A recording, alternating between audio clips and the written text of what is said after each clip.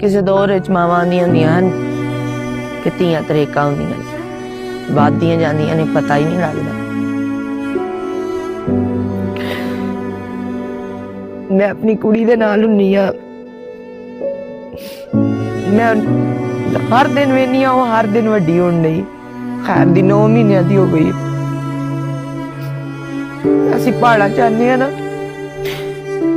आके जो खलोने साडे नाल उन्होंने कर देने, तुहाडी हिम्मत है जिहड़ा तुसीं हर हफ्ते आए खलोते होंदे, साडी ते बस हो गई।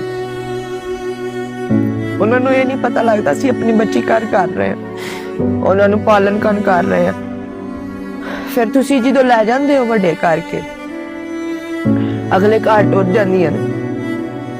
किसी दी क्या जमानत, कोई चंगा निकले कोई मंदा, उठ के मुंह ते थप्पड़ मार देंदे हो। असीं इतनी मेहनत उन्होंने तुहाडे कोल थप्पड़ पवाउण वास्ते तां नहीं करदे ना। अगर किसी दी धी भैन लैके आउंदे हो ना, तो उन्हां नाल बड़ा हुस्ने सलूक करिया करो, उन्हां नाल जी रहा करो जिवें तुसीं चाहंदे हो कि साडे घर दीयां धीआं किसे घर जांदियां ने ते उन्हां नाल सलूक कीता जाए। उन्हां नूं मारिया ना करियो बड़ियो। तुसीं अपनी मर्दानगी नूं समझदे हो, इस चीज दे विच लैके आउंदे हो कि थप्पड़ मारांगे, उच्चा बोलांगे।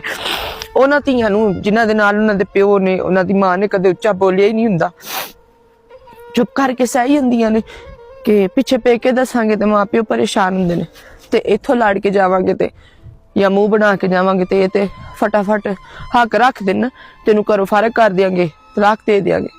डरदी मरदी करदी कुछ ना करदी तू उत्थे रहिंदी है। फिर आखिर जाना ते हुंदा ते टुर जांदियां ते आंदियां होया ते कुछ ही नहीं सी, गल ते कोई एडी वड्डी नहीं सी होई जिहड़ी दरोग ही ला ले।